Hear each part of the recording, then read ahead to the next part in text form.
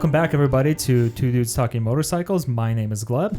And my name is Mitch. You can follow me on Instagram at Meets to the Beach. And you can follow me on Instagram at Gleb Lapham. And today we are joined again by our friend Cris, who, if you remember earlier this year, she purchased her very first motorcycle, took the MSF course, and now to wrap up the year as our final episode of the year, we decided to have Cris back on the show to talk about her summer of riding. So, Cris, welcome back. Thank you so much for joining us. Thanks, guys. Happy to be back. You know, we made it through a season of riding. Yeah. So, yay. Perfect. Do you have a social media handle you want to share with the I audience? do. It's recently updated. It's now wandering_coconut_1. Perfect. Awesome. Perfect for the new adventures with the bike. Yep. Yes. Exactly.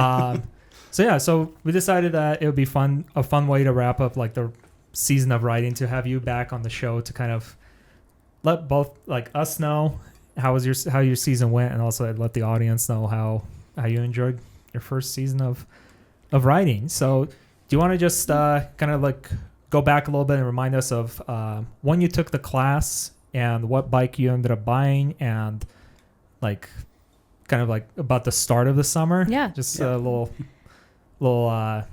recap. Yeah, for sure. So took the BRC class the weekend of St. Patrick's Day. I will never forget that because Cris had to behave. And again, learned in some fantastic weather. All sarcasm there. It was cold, wet, and rainy. Luckily, I never had to ride in that kind of weather, but it really mentally prepares you for it. During the BRC course, I rode a KTM Duke, and it was kind of comparable to the bike that I had told him that I was wanting to get. And so they did a great job of pairing us with a bike that was similar, and ended up getting a Yamaha MT-03. Her name is Jean Grey, or AKA Phoenix, depending on the mood that we're going. But it was, again, really, really sad to go get my motorcycle I hadn't gotten my license fully endorsed yet. So Nick had to drive it off the lot for me. It's okay. When I bought my first bike, I had a friend come with me with a trailer because I was too scared to ride it back on the freeway. Yeah. So that's totally understandable. Yeah, it was the same. I had my first bike, I had them drop it off because they offered it as a free service. And it's like, I don't want to wreck it on its maiden voyage. Full white glove service right there. Yep. But awesome. And what was like the first big ride you did earlier this year? Or not big, I guess just like a ride in general. Yeah. So first kind of started out just up in the parking lots of the church parking lots in the high school near, just practicing the maneuvers, really getting comfortable for the feel of my bike. The thing I love about her the most is the throttle isn't as loud and sensitive as the KTM, and it's so much easier to find that sweet spot between the clutch and the throttle when I'm going. So kind of started out doing there, and then just driving up one of the main roads where we were, and then eventually it was I think I'm ready for a longer stint, and we drove out to Daybreak, and looking back, it probably was not the best time. It was a Saturday morning when everybody was wanting to do yard sales. And you learned really fast to practice those maneuvers. We had people opening the car doors and right there pulling out without seeing you. But it was kind of perfect because there was a lot of stop and goes, or being able to slow down enough where you could just roll through the stop if you were safe. And the first few times of riding, it was just a full body anxiety attack. My nervous system was hijacked, and everything in me was just shaking. And it took a lot to really settle into my body. And so I just practiced some breathing of, okay, you're not alone. You're going to be fine. Just work through it. This is what it is. And just reminding myself that it takes time to build those muscle memories and with your hands, your brain, connecting everything with it there. But the MSF course felt very controlled. The street is fast-paced and unforgiving. Yeah. So you Definitely true. get humble real quick. Yeah. And Yeah. it's almost as if I felt like I was a 16-year-old kid back on the road driving for the Yeah. first time, where it was, I know how to drive, but not exposed like this. Exactly. And I'm That's- in control of everything on here. I feel like that's very similar to how I felt when I first started like riding as well, as that first that initial shock of like going out on the main street Yeah. and having everyone driving past you, being so close to cars. It Yeah. can feel really And it's rough. But I, with mine, once I got my bike, like first thing I did, I just drove it through the neighborhood and to like a church parking lot and rode around for a little bit. And did that for like a week or two, I think. And then when that first ride, you're just like, oh, I'm on my own now. This is it. Exactly. Yeah. Yeah. And a little nerve-wracking. I practiced enough times in the parking lots, and it was fully more of, you know what, just go for it, just do it. I was really fortunate to have someone kind of lead the whole way, so it took some of the pressure off there. But like I said on the last time, the MSF lot is a safe space. Yeah. And the street is more like, welcome to the shit show. Everyone is mildly unhinged depending on what day you ride or the time of day that you ride. So I always really timed our rides of, okay, well, if we go out on a Saturday or Sunday, let's go ride at 8 a.m. People are starting to wake up, or it's a little bit quieter. And then Sunday, everyone's in church around this time. Roads are a little bit more clear. But it was... you're having to remember everything that you learned and stay focused. And I kind of just, the first few rides, I didn't even really focus on my surroundings. Nick was in front of me, and it was just follow him. Yeah. Just look for his lights. Don't even try and look at anything else. Just hyper focus there and just practice as I'm mentally walking myself through. Okay, clutch out, throttle. Okay, we're fine. Yeah. And how is that like compared to like, because you've gone out by yourself now, right? Yeah. So how is that having somebody like with you? You have Nick leading, and you can like kind of react to what he's doing. But when you're on your own, how was that for you? It was a whole new way to have confidence and trust in myself. Of okay, training wheels are off. I'm out. Let's do this. I loved having the support there. And the first few rides I did by myself, I just kind of stuck to the routines where I had memorized the curves, the lights. I knew what was coming. I was mentally preparing myself. So I stayed close to home with those ones. And then eventually I got on Mountain View by myself. Yeah. It was a little, all right, let's just, you don't need to speed, but it's even amazing the fact that going 55 on Mountain View does not feel like you're going 55. It feels like you're going 80 or something, with just it's a whole other experience and feeling. Yeah, definitely. But did you so I'm assuming you got a chance to ride through like the Cottonwoods, maybe up to Park City, like any rides that are outside of like city streets without stoplights. How is that, like doing that for the first time compared to riding through like Daybreak or a suburb essentially?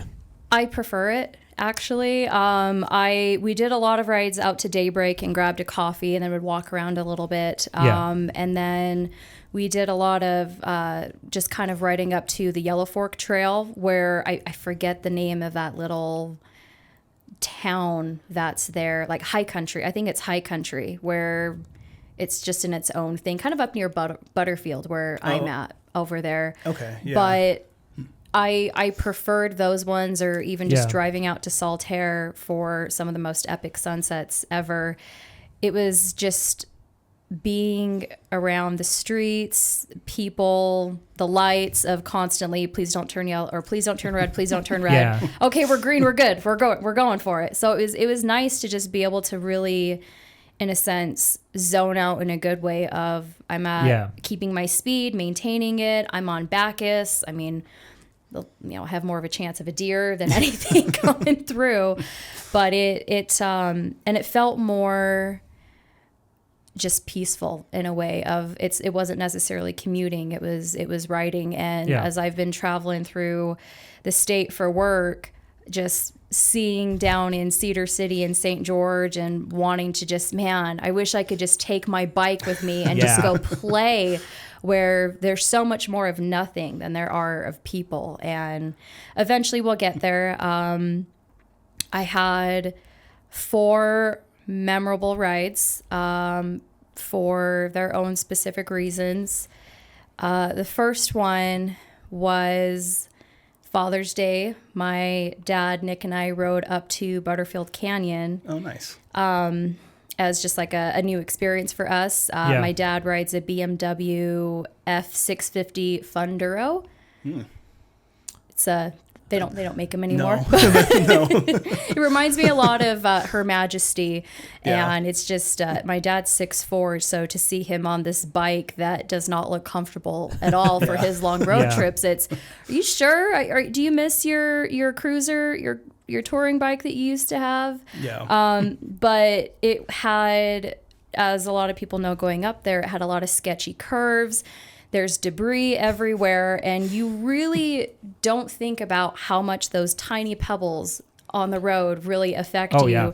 So going There's up the canyon, a pucker factor there. yeah, it was hang on. And my dad had his camera going the whole time. So Nick took the lead. I rode in the middle, and my dad was in the back. And I just see Nick going really slow, and he would just kind of point down over here as either there was a huge pothole or more rock and more debris. And so we would just take it slow there. And then my dad's behind me. I'm feeling safe. Yeah. Two amazing men just keeping me safe right there. When you were riding through those sections, did you have any any moment where you did like drive over like a pebble or a couple of loose rocks? How did that feel? It was a little jolt, okay, right? Yeah. And you have to remember not to overcorrect and not to react to it. Just kind of breathe through it, and you're good. Just feel where it goes there. But we got to the top, and it's not paved. It's just a lot of gravel and dirt. And we pull over to the side, and I just start to feel my bike sinking in. A little bit. And my dad saved this audio piece on there for me because it was such a great time. All you hear on his mic is, oh shit, oh shit, oh shit. My 370 plus pound bike, I semi-dropped it on my dad's leg. He's next to me, and I just lean over, and the bike kind of just falls onto him, and luckily they're able to get me out.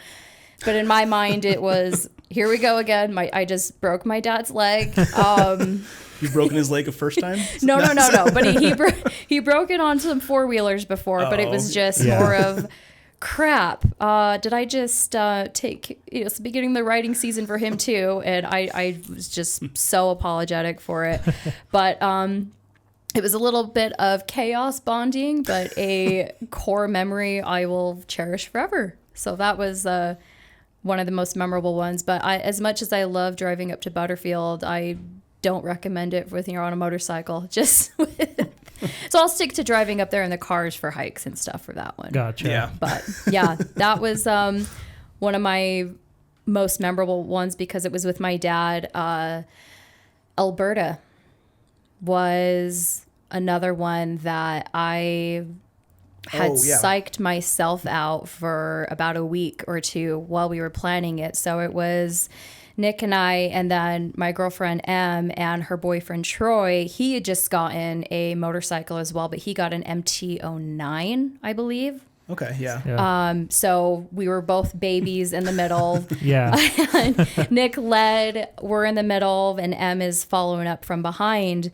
But the whole time it was kind of all, have I accepted that if anything happens, this is it? Yeah. So I was yeah. I feel like a lot of times with motorcycling, that's kind of like, you kind of have to. Yeah. Mm-hmm. Also, like, because if you're worried too much, you're going to make more mistakes. You're going to like overcorrect, overthink, and overanalyze. Or you can even get into your head too much, so you're worrying that you're not paying attention. Yeah. To the ride. Yeah. So. Yeah. And I did a little bit at first, and then I just kept kind of coaching myself and calming myself down of, they're not going to put you in anything that is too risky or too scary. They're being well alert, and just kind of making sure that we were staggered. And I really stayed over. It stressed me out because Nick was kind of putting himself out on the left side of the lane so I could be on the right. Yeah. But it was a huge confidence boost just getting down there and being, oh my God, I made it. Okay, cool. I can do this. It was proof that I could go further than I thought. And I was more of just, man, okay, that's about the distance I can go before I do need a break for my back or my hands, just kind of keeping it there. You know, I'm not lucky like some people that have cruise control. You're not spoiled yet. We're a little spoiled. You'll get I'm not spoiled there. yet. I don't even have heat warmers. So eventually we'll get there one day when we upgrade. But I will say I do not miss the days of having a bike that didn't have heated grips. yeah, it would have been nice for that one. But even that, it was August when we did that ride, and it was just crazy how fast it got just with chilly. It just got chilly at the end of wind it. chill's no joke. No, it was. We got back probably, and it was getting dark and stuff, and it took just such kind of that mental exhaustion of I am so tired because you're 100% on. It's not zoning out or looking at your phone. You are hyper focused on everything. But that was such a fun ride. Em got some really cool shots of me with my bike, and it was nice to see it. And that's awesome. Yeah. So that was one of my second most memorable ones. For it being the longest, I loved our ride up Little Cottonwood Canyon that we did. It's always a fun one. End of October. Yeah. Just that perfect time with the fall leaves and everything was changing. But for that one, I broke it up in my mind into several parts. And I just told myself, just get to the next point in a way to make it less overwhelming. We rode across the valley, so the death zone, as I call it, where we went from west to east. Yeah. And we got on I-15, luckily for just a quick second, because we went up through the back way off of 123rd and just rode up that way, because I said I want the least amount of time on I-15, especially right there. It sketches me out. On the time that we were meeting up. Yeah. The time that we were meeting up. So it was, okay, get across the valley, check. Get to the coffee shop, check. Right up the canyon, okay, we're good. We can do this. And like I said, when we got up there, the fall leaves were amazing. The mountains had snow. There was a few other people there just hanging out, watching the sunset. And it was absolutely epic to see the storm rolling in. But then that sunset, I kept wanting to pull over to take pictures of it. Yeah. And I was all, no, just be present right here. Just get home. And we had just made it home in time right before that the storm rolled in. And good thing we didn't stop for food. You know what, though? Universe had another plan, but man, I'm still craving me some Lone Star tacos, so we need to make up for it. But it was smart that we saw it there, because as soon as we got off of Bangerter and we were getting onto Mountain View, the crosswind was insane. And not even within a few minutes of us getting up to the house, all of a sudden you just hear it pounding on the window. So it was, okay, I won't be too sad. And then I also thought about it in another way of, I guess it's a good thing the coffee shop closed earlier, because we would have spent time there. We would have spent time, and then it just probably would have been, okay, well, we're going to pull over and just hang out at a gas station until this passes over, or I'm going to leave my bike here and get her tomorrow. Well, it's like I said, it's like worst case scenario, like if it did ever happen, you guys could always crash here too. So. Yeah. But no, that was a really good ride. Was that your first like mountainous ride? Mm-hmm. Okay, like through like not really a forest, but the east side of the valley. Yeah, on the east side of the valley. I know you let me know a few times when you guys were going up to Echo, and that for me was more, I need a little bit more time, miles under my belt, especially getting up through the death zone, Parley's, and then up there where it would have been breaking it. And that would even be fun, even just in a way of, get up there and maybe just make it like a a weekend, like a quick weekend trip and just spend the night up in Park City or something up there. Even next year, I mean, I think we do need to go East Canyon. We haven't done that for. Well, East you probably Canyon's have. I've done it. I haven't been up there for a minute. So, but there's a lot of pretty roads up here around there, as you know, since you live here as well. But how did it feel, kind of like when you did go through the through the canyon, stuff like that? You're hitting some like proper twisties, and you're not confined to this like small little space where you learn how to turn when you're doing the MSF. How did it feel to actually like go through like a full turn, or twist, like a twisty road where you're constantly leaning back and forth on the bike? Plus there's other cars, plus there's like people hiking, debris. Like, how did that feel doing that for the first time? It was kind of daunting. I just let go of the throttle. So it was really more of just really slow down, leaning into my bike. I absolutely love her. I feel very much of like we are one in a sense. And even just driving on some straight roads, I would kind of just, I don't want to say you get bored because you're still paying attention, but sometimes you just sit there and kind of lean back and forth. So I was you got to mix it up sometimes. Yeah. And, kind of testing the limits of, all right, this feels natural and stuff. But when we rode up the canyon up Butterfield, it was a little bit more sketch just because you had the debris there. So I was trying to find that healthy balance of don't slow down too much to where you're fully stopping, but don't go too fast where you're going to slide out on there. But when we went up Cottonwood, you were leading, and I tried to get you to lead, but not of something I haven't been on that. Maybe next time I will. Next time, yeah. But right before we got to Snowbird, there was a yellow Corvette that whipped around the corner, and they pretty much kind of came like halfway into our lane.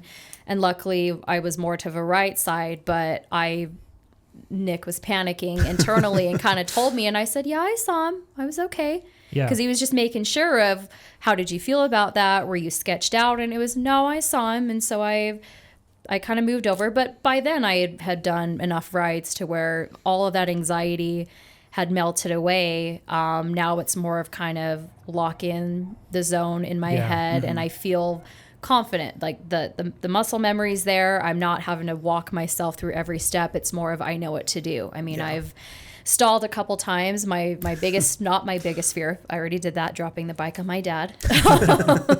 But a couple of the fears was stalling. And it's not so much the stalling that I was terrified about. It was more of the panic of taking the time. People are impatient, so they're going to be honking behind me.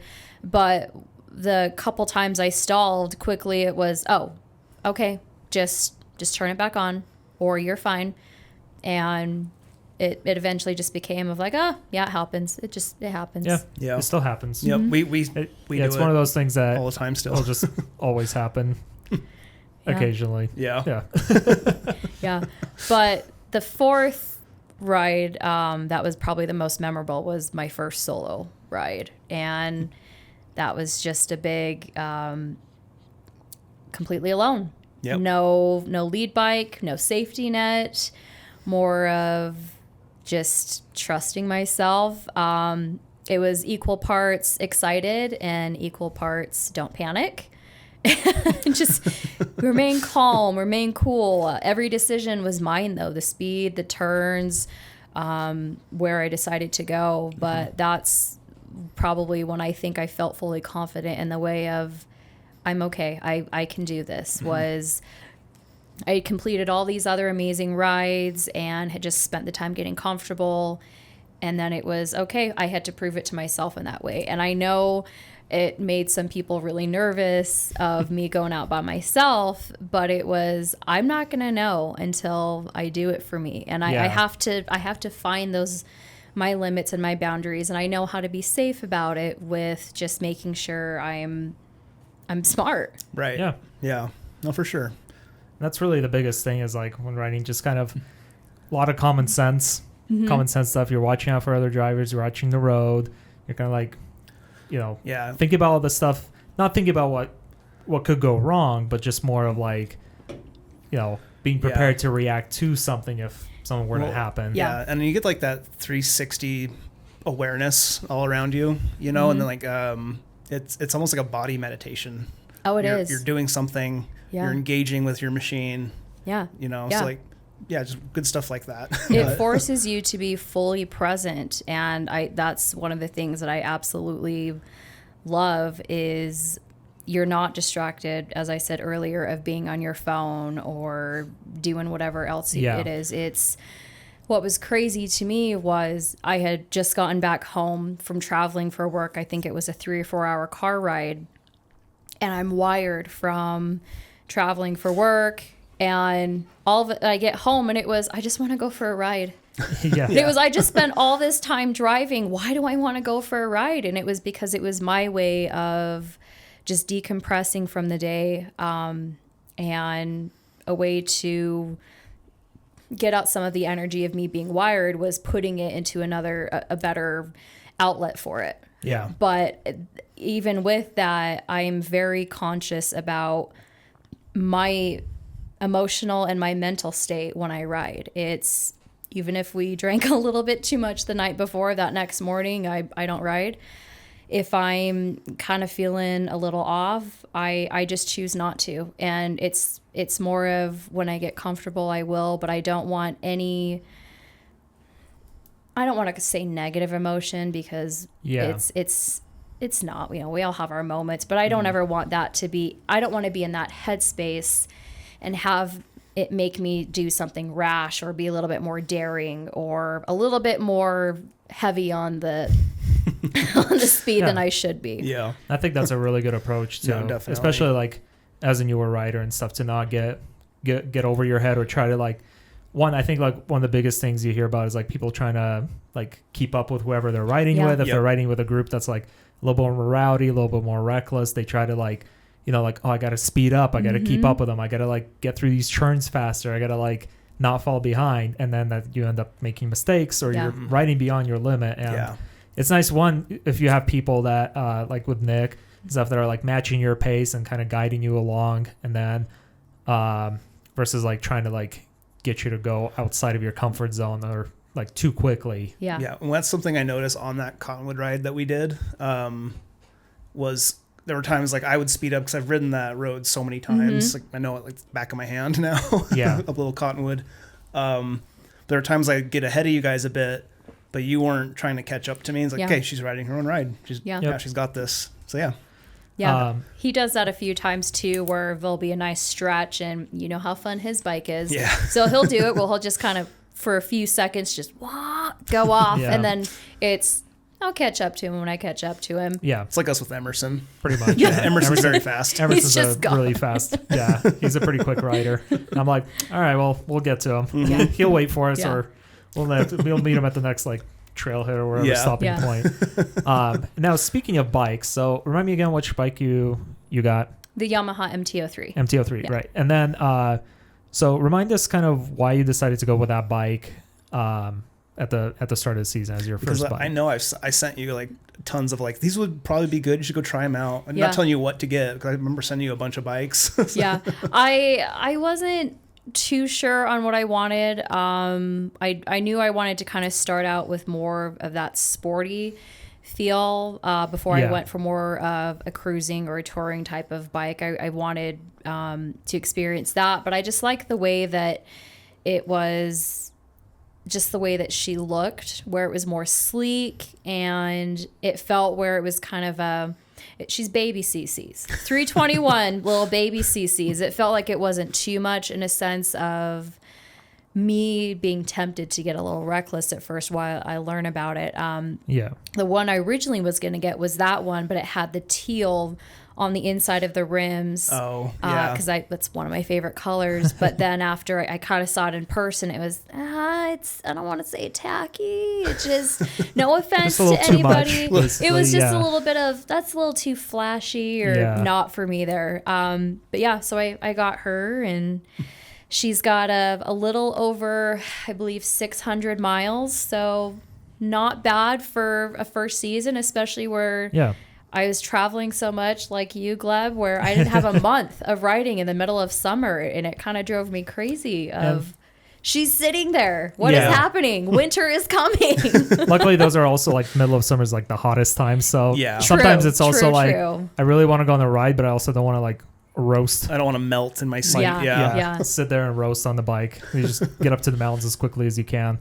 So like after riding it for the entire summer, what do you really like about your bike, and what are some things where you're like, oh, I wish it had this, or I wish I kind of did this a little bit better, or like how did it feel basically? She feels amazing. I love the Yoshi pipe that came with it because she sounds more gutsy than she actually is. But again, the throttle feels a lot more smooth than the KTM I practice on. The KTM was a lot louder, but she feels really smooth is the best way to put it. But I feel like I'm almost ready in a sense to step up to something a little bit more. But I want to get it time because I paid for her in full. So let me get that makes sense. let me get a little bit more on there and not get ahead of myself, because the other way I'm kind of thinking eventually is maybe before one of your guys' last episodes, I was considering getting an Indian. More of that cruising. I love that style. Looks more fun, but with the transitions that are happening, we'll see. I would give Indian, like personally, I would give Indian a little bit of time just to see make sure they're actually going to stick around. I'm hoping they do, because they are, like you said, beautiful bikes. And for that cruiser like look and style, they're phenomenal. They just, I feel like that's the next one, but I think I'm gonna keep sending you videos on adventure bikes to get you into off-roading. I mean, that's enough. I mean, I'd definitely be so much fun, especially when you guys do your overnight rides, to be able and do it that way. I know you guys talked about going up to, when you go down to Price and Emery County, where there's the sunset. Well, I forget the name of that ridge. Indian Ridge, I think that was what it's called. Reservation Ridge. Yeah, but like right up there, there's the therapist I had before. That's where he would always tell me to just take a road trip anytime I was down there. He'd just say, go up to this ridge and just look out at the valley and see it. But eventually we'll get there. We'll get you and Nick on the dirt. But I would say if I could go back in time, one thing I would change is getting the matte black. It scuffs really bad. And from my jacket, because at GAT, PSA everybody, at GAT, but it is scuffed my tank, just kind of up and down there. So I ended up buying a tank protector to put it over there. I like it, but at the same time, I don't like having something right there. It kind of takes away the sleek look that she has, but I don't want to keep scuffing it up anymore. So I bought that. That is kind of unfortunate when you see that like first little scuff on like a brand new, especially like a newer bike, and you're like, well, that happened, and it's bound to happen at one point. And then you're like, you kind of just accept it, and then the next one doesn't feel quite as bad. Well, the first scuffs weren't for me. So I had her, and I think just because she was a 24, maybe she had just been sitting at the lot for so long. About a month into riding, I needed to get a new battery.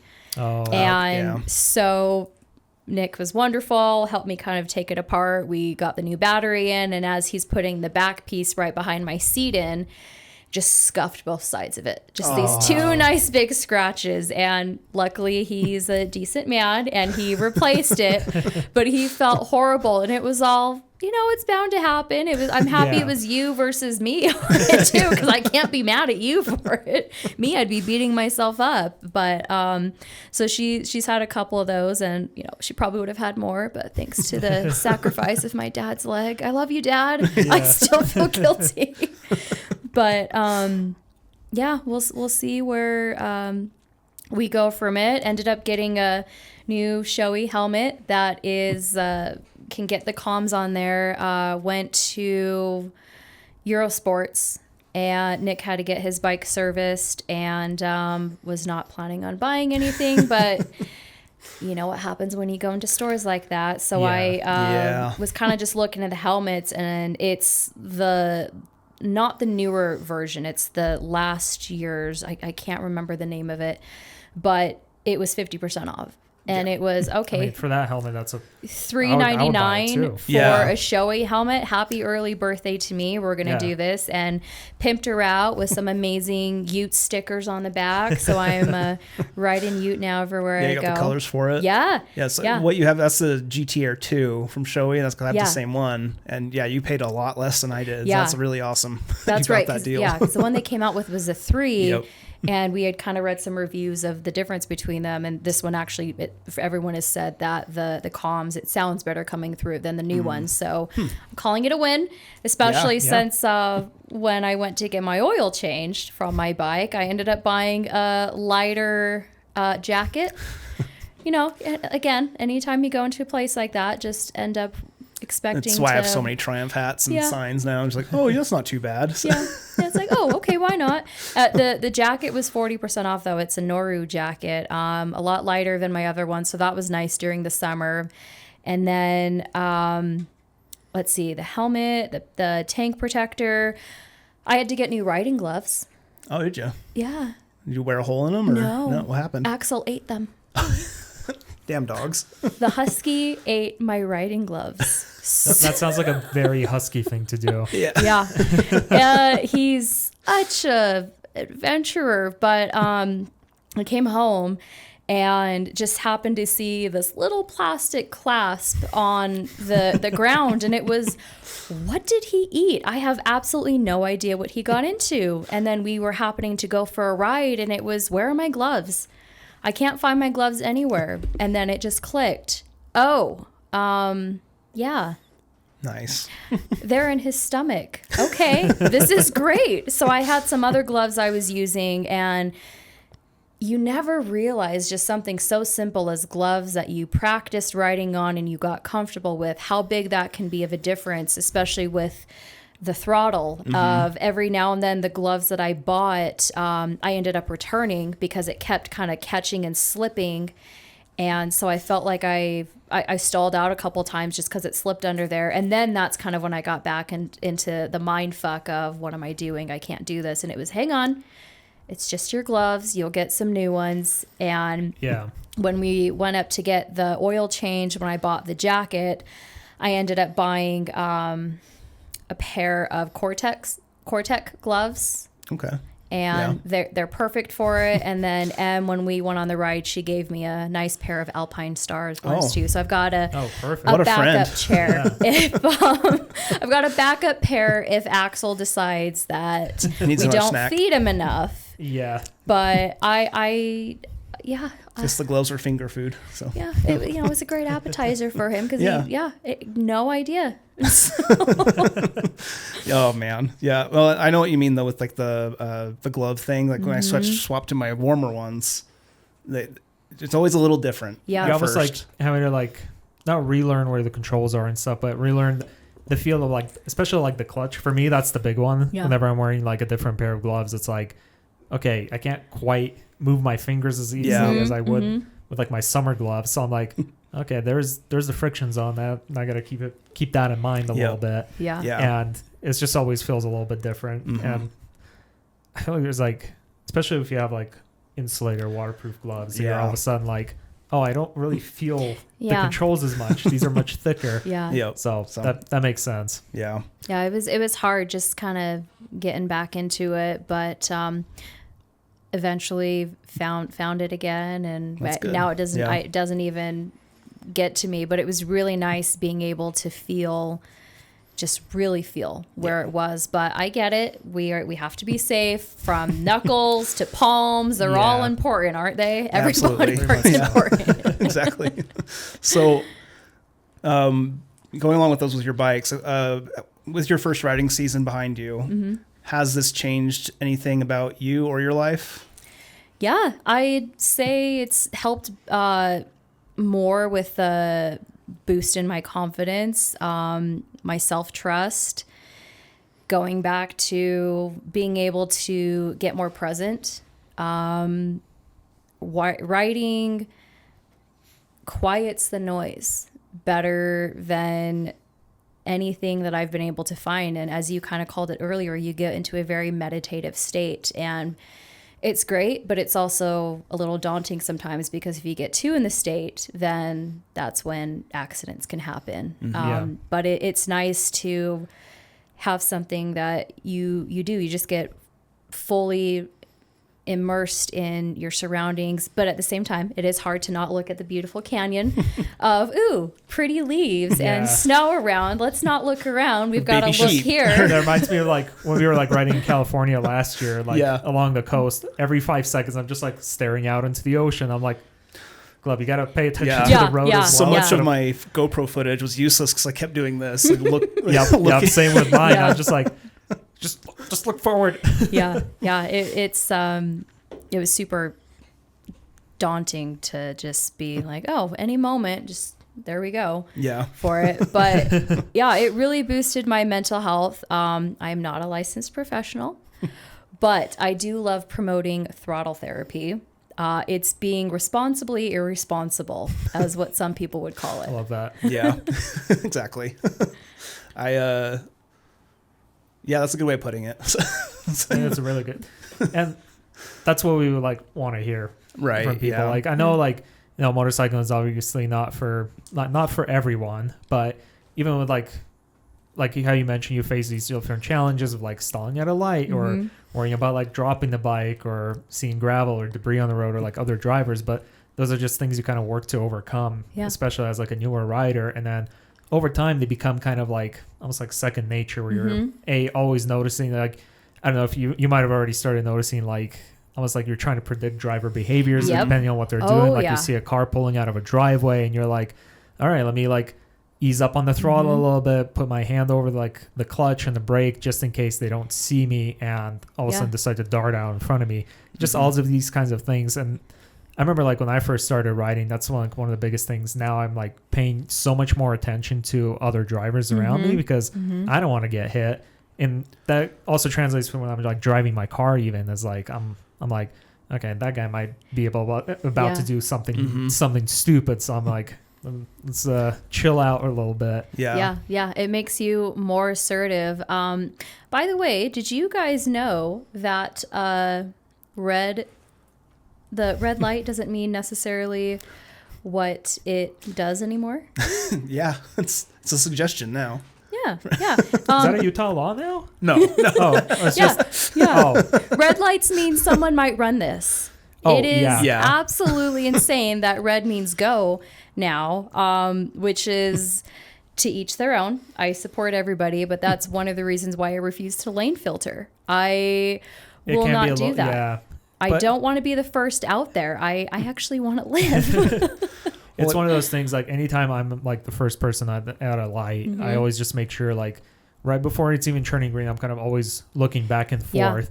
And then right as it turns green, I kind of just do a quick glance, which sometimes might not be enough to like fully register what's going on, but it's still better than just like blindly going forward. I mean, what I do too is like, especially when I'm out riding alone, because I'll filter to the front. Yeah, same. But like before I go, even though I filtered in front of somebody, it's like they can wait half a second, like while I'm looking left, right again, and then I start to slowly go. I don't just dart out into the intersection because it's gonna be a lot easier to stop at that slow speed. Yeah. Yep. Exactly. It's terrifying. Yeah. And most of the time, even if I am filtering, I try not to be like fully in between two cars. If I'm filtering, they have like a space in front of them between like the stop line or the crosswalk. Yeah. And then where their cars actually stop, I'll just pull out like a little bit in front of them or just kind of squeeze into an actual If I remember right, this isn't legal advice, but if I remember right, in Utah for lane filtering, you can like merge into the crosswalk I don't know if it's like full crosswalk, but you can pull in front of the car. Yeah, you can pull in front of the car, but I think you can like emerge into the crosswalk as long as you're not blocking the whole thing off, I think. And what I do too, I don't think we don't really lane filter when we ride together. No, but it kind of like stick together. Yeah. But even if there's not that much space, I just give it a nice hard turn and I just get right in front of them. And even if I'm angled, then I'll just take off from a turn position. I've done that before too. So, and I have had like drivers like move out of the way for me. So it's always nice to see them like, okay, either they ride or they know somebody they ride, or they at least acknowledge like, filtering is legal in Utah. And statistically it does, help with rear end, at least getting rear-ended on the motorcycle. I have had people before try to race me off the line. I remember one time I was driving through downtown Salt Lake and this random Outback, Subaru Outback next to me floored it, and I'm like, dude, I'm not trying to get ahead of you. One, I can if I wanted to. It's a bike, not a car. And two, where are you rushing to? Yeah. That I'm going to prevent you from getting there people are so weird about it. Oh, yeah. No one, even if someone passes you a little bit, the other person speeds up a little bit more. It's so bizarre. More than once I've had people pull up to the lane, they get in front of me. They pull forward and turn into me to block me. Wow. It's happened more than once, but it's so it's so weird. Yeah. Shame on them. Yeah, exactly. Like you said, though, it's made me a little bit more aware and just cautious about when I see other riders, or if I see that they are doing what they shouldn't be doing and lane filtering on the freeway, or when we're not stopped, it's all right, I'll back off a little bit in case anything happens, let them ride in. I'm making sure that I'm maintaining even more distance between us in case something happens. So it's made me more aware of them.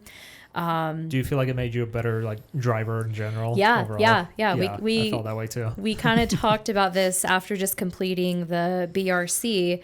It just said to me, I feel like everyone needs to take a refresher on driving every now and then, because it makes 100%. you so much more aware of what you're doing. I'm not driving with rage, or I don't care if this person gets in front of me. It's more of, okay, if you're gonna the thing that gets hard though is when you have your blinker on for 10 seconds. It's all shit or get off the pot, bro. Let's go. Yep. I have my patience, but I also have my limits with that. But It's just, if you're gonna go for it. But it's made me just more cautious about it in general, especially with these long drives I've got to do for work.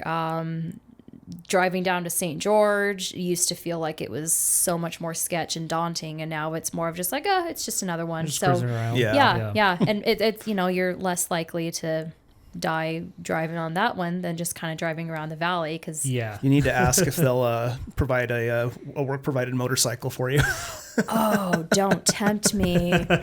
My big boss rides, so I'm pretty sure. The hard thing is, though, would be I would love to ride my bike into work downtown one of these days, but it would probably take me 2 hours, because I would take all of the back ways, because I'd have to get there super early before anyone's on the road. So it was getting downtown in that mess. I'd probably just be, again, I live here, or can I take my bike on tracks to get back home? Just take it that way coming back. Yeah.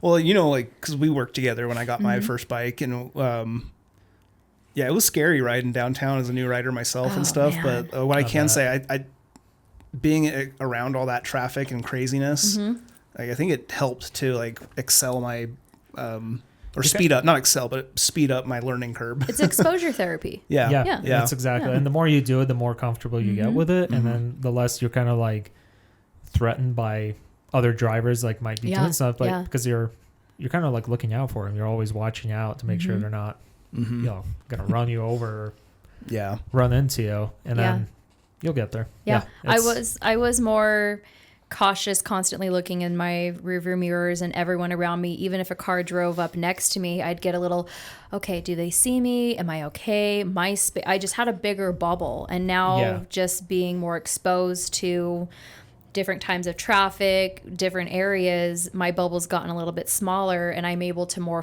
hyper focus on here, but also just be more cautious and aware of it. I will always do this no matter how experienced of a rider I am, but as I'm going through any intersection, if I see a car turning left, I'm immediately just doing more of those little swerves back and forth, and I don't care if it's the middle of the day or it's a good I just need that little reminder of hey, I know I'm only one headlight, but I'm here. And there's been a few times where going through the light, Nick is gone.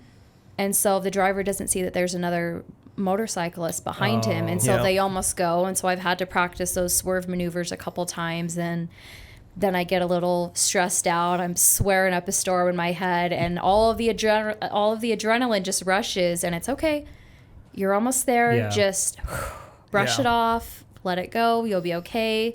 You know your maneuvers. You were safe, but that's what it is. A lot of times it's unfortunate that we have to execute some of these things that we never want to, but it just builds more of that muscle memory into it. Yeah. One of the things I can say is like now that you're going to be pausing riding for a little bit because it's going to be cold in winter, when it does warm back up in the spring, like go back to like the church parking lot or empty parking lot, just practice a lot of those basic maneuvers that you learn at the BRC, and to kind of like to get you prepped again for the riding season. One of the big things like I always think would be useful is like to like accelerate and then just like fully get on your brakes so you can feel what the ABS feels like. You can feel how your bike behaves, like slowing down, like rapidly slowing down or like swerving. It's kind of like, you know, if you have a car and you go like a church parking lot and do some donuts in the winter, then you're like, oh, I know how this feels to lose control, sort of lose control.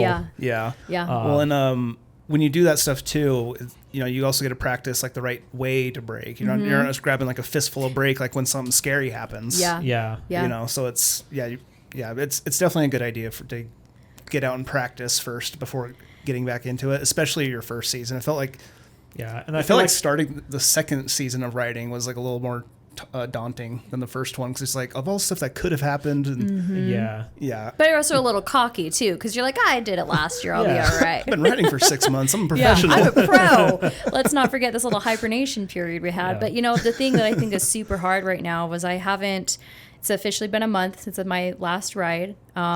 These are, as you guys call them, bonus rides, anything we can get right now.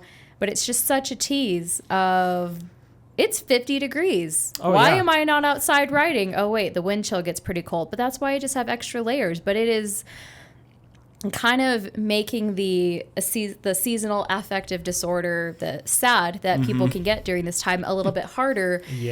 Because it's like, you're dangling it right in front of me, Mother Nature. Just come on with a massive snowstorm so I can fully put her away and just put her out of sight, out of mind. Not feel like you actually have to go. No, for sure. Exactly. Because I see it and it's, okay. Like I snowboard, so I'm really looking forward to snow. It's like basically that switch that happens. I put my bike away, I grab my snowboard, and then I go do that on weekends. But now it feels like the weather it's not cold enough to go snowboard, but it's too chilly to go on like a full on motorcycle ride. Yeah, so it's like, I don't know what to do with myself on weekends. I'm just kind of like sitting there, like wondering.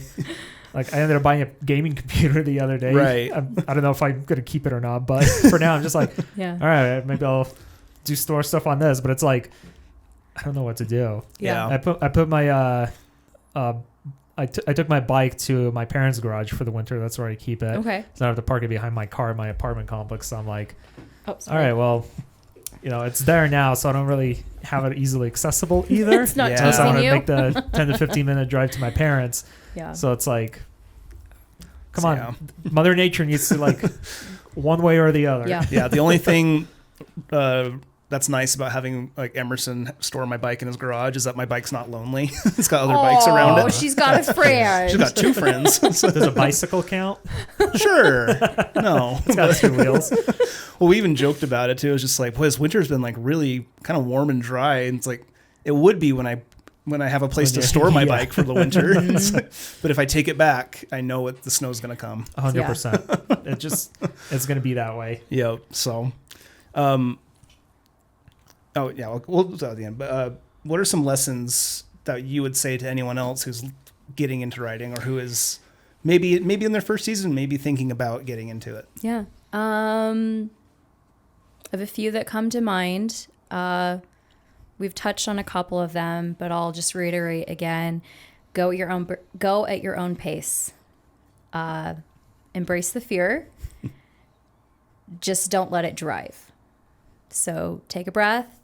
You will be okay. Just your people, your crowd will not ever make you do something that you are not comfortable doing. And if they want to go off and speed a little bit or do something, let them. It is perfectly fine. You need to come home. Everyone needs to come home after a ride. Yep. So know your limits, and then test your limits at how you would, at your speed. Yeah. I think that's really like the perfect advice. Like, just don't get over your head. Don't get is it in over yourself? Don't get in over your head, and don't get in your Yeah. head. So we're going to call that a double there with it of just be right at that good mind space. No, but exactly. that kind of goes into my second point of confidence. It didn't show up all at once. It showed up one ride at a time, even sometimes within one ride, one segment at a time. And I just gave myself a good pep talk of, okay, you're one for 3 of this part. You're committed now, kind of like getting a hand tattoo. You're committed. You're in. You did one finger. You got to do the rest of them. You're in it. So just, it takes time. Just have that confidence, and it'll grow the more that you do it. Get the gear, all of it. It makes me so just stressed when I see people riding without a helmet. Like a cut off t-shirt, jeans, or flip-flops. I saw someone with flip-flops, and all I thought was, oh, those poor toes. It's probably a Suzuki Gixxer. But it's getting more stylish now with, these nice, amazing little red things on plenty there. Plenty of options that look like normal clothes as well. Yeah. Just wearing, don't look like you're too dressed up. Like you're riding. in a snow pants I'm going wearing out there. These like are my you're motorcycle jeans I'm wearing right now. Your riding jeans look comfortable. They're not too, you don't look like, what is it? Like the armor, but you just don't look like you're stuffing your booty. It's just, later. Save that for snowboarding when you're learning, just a pillow on the back there. But, another one would be kind of going back to the go at your own pace, but ride your ride. 39, I was reading looking back on a news article on 39% of the fatalities were caused by speeding. So ride your ride. It's slow down, enjoy it, be present in that moment. You'll get there. You'll get there when you get there to your destination. It's better to arrive safe. And a few minutes late, your friends will forgive you, but you deserve to be safe. And then probably one of my last ones would be take the course. Looking back on a few statistics, as of mid-December, there were approximately 70 fatalities.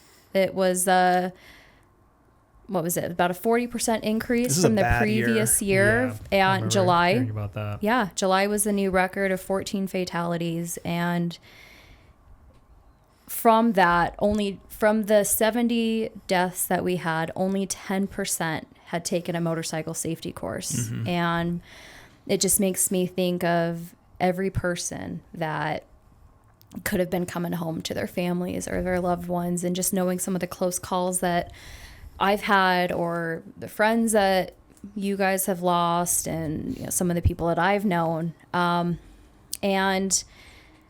it's also a two-way street. It's not just the drivers. I have seen some crazy motorcyclists out there too, but everyone needs to be cautious and more aware. Well, and it's back to your, the statistic, right? The 40% that were caused by speeding, it's, car drivers should be looking out. They should be more careful, right? That driver wasn't making the biker speed. Yeah. Exactly. It's just a recipe for disaster if you're not in your own wheelhouse. Yeah. So. Well, and again, going back to earlier, 55 on Mountain View on a bike does not feel the same as it does in a car. So I'm okay. The first time I went 50 miles an hour on the bike, I'm just like, holy shit, that's fast. Yeah. I feel like the wind, that's noisy. I didn't wear earplugs back then.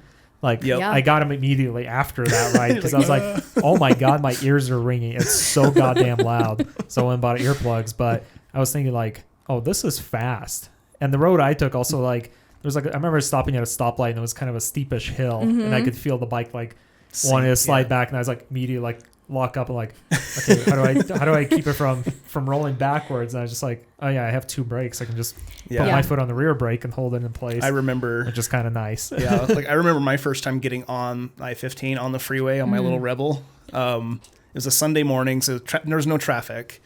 and I get on there and I just gun it, start showing through the gears, get up to speed and merge in. Yeah. Again, empty highway. Right as I get once I get into my lane, semi blows right past me. You get that wind blast. Terrifying. Yeah. And I was like, oh my God. I was like, this is dumb.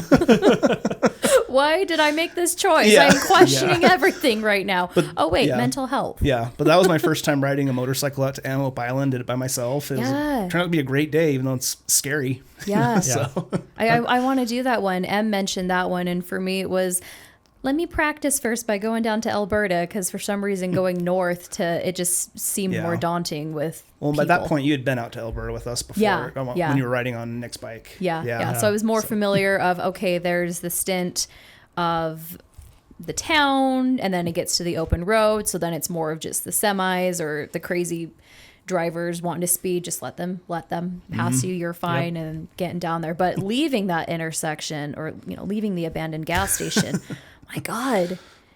Holy cow. A lot of you don't think it's busy down there, but wow, it's the hot spot. Yeah, it's gotten pretty popular now.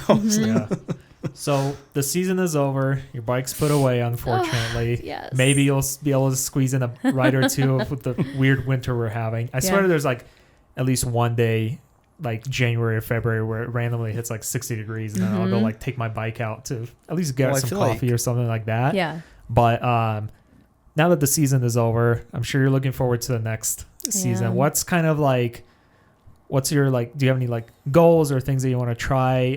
Like, what are you looking forward to in the next riding season? I want to just improve a little bit more of my skills. Maybe actually lead for once and let Nick behind me, but also I don't know how much I want him to critique every little thing where it's, listen, I love you and I know that you're trying to support me, but I need you to give me a good job in there too, of like, you're doing it. Well, now, well, you could also just tell him, like, I need to figure this out. Yeah. Like, let me know if something's unsafe, or, or make sure that if you see something, just make sure I see it. Yeah. But it's something you got to figure out. Yeah. And he did that a few times of when we got back. He's all, well, what about, we were right here.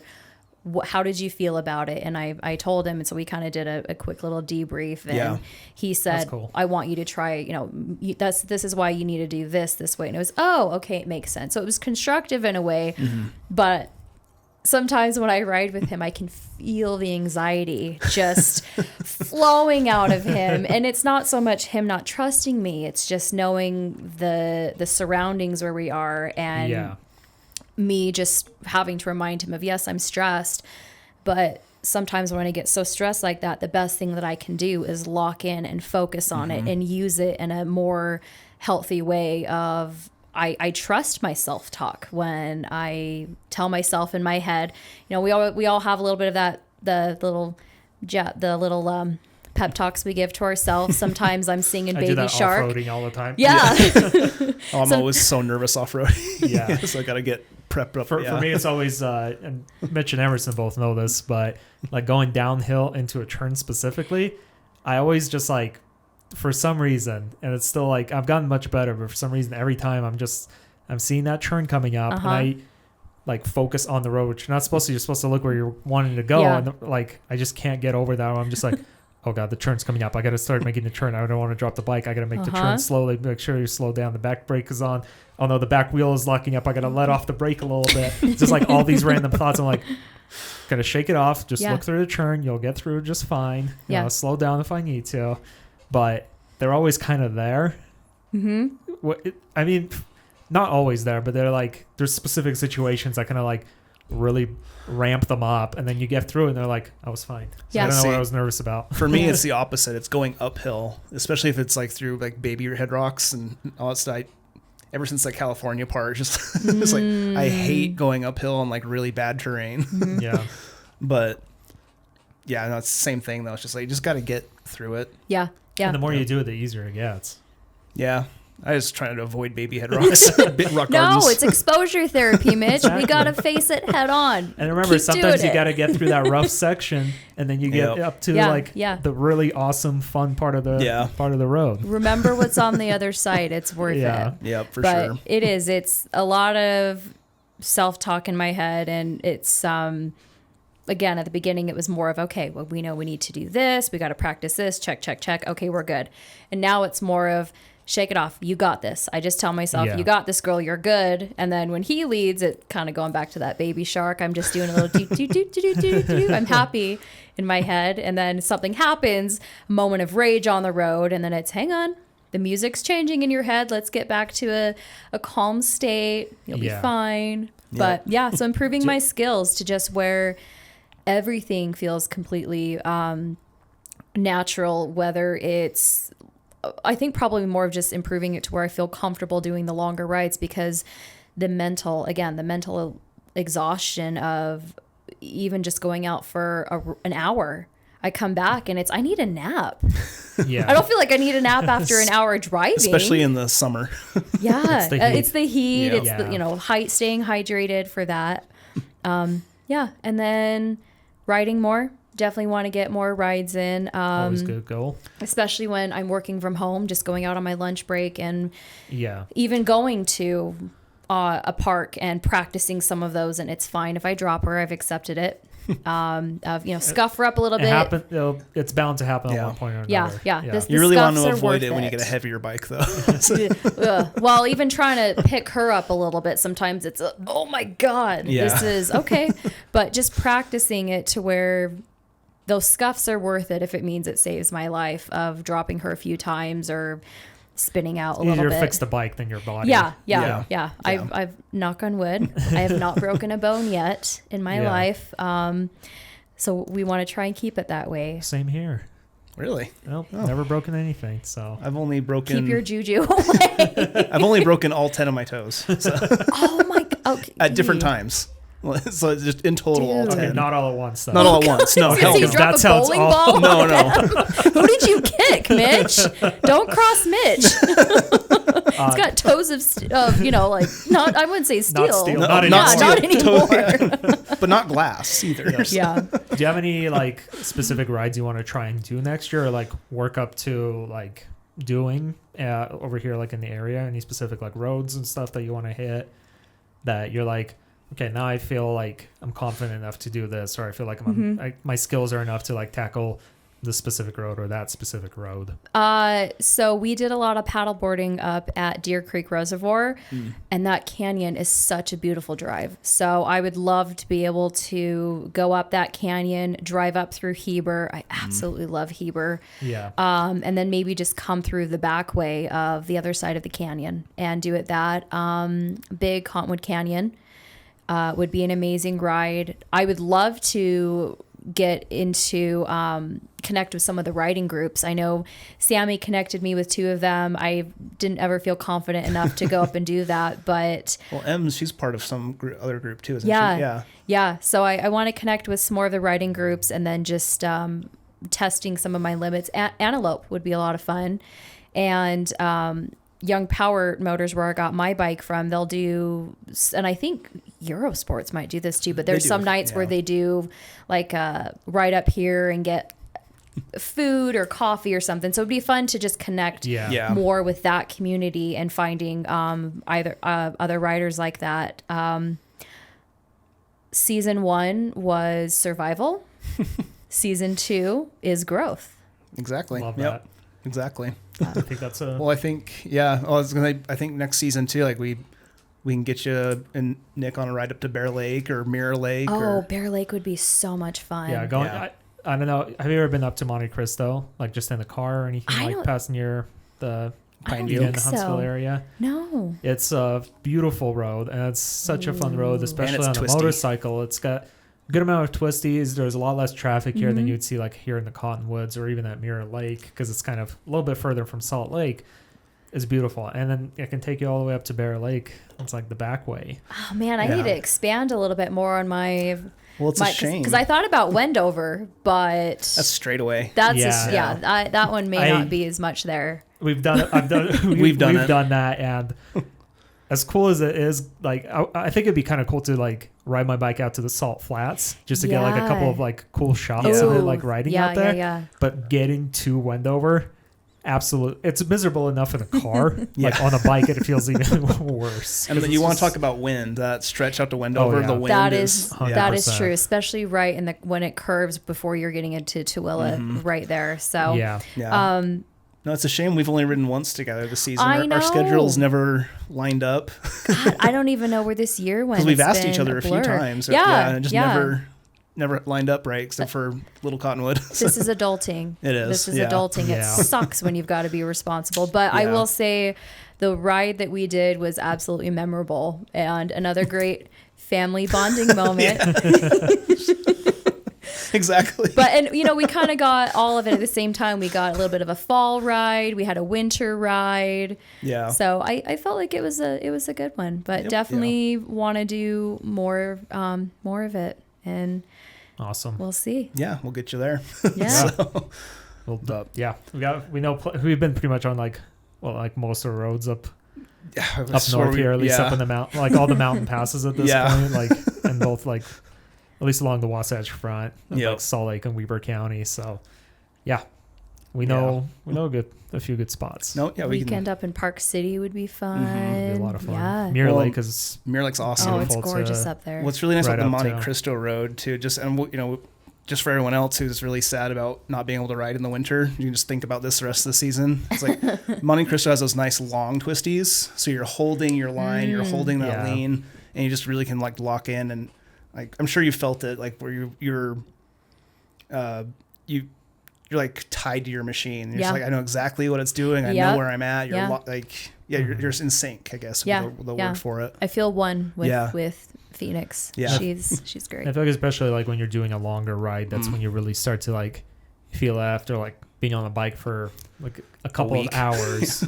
You're like, I don't know, I kind of know like all the little quirks and random things it can do, like, oh, this part's kind of nice, this part's like, oh, I wish this was a little better. Just all sorts of stuff. But 5-day motorcycle trip will do that too. 100%. I'm too old. I got an old lady back. I'd have to get another bike for sure. There's no way. Oh, not a little MT-03 would be pretty. That'd be a little pretty harsh on a long ride like that. 5 days would probably turn into 8 with me. It's all, I'll see you guys at the end. But best one of the best decisions I decided to make this year, and full circle, very rewarding.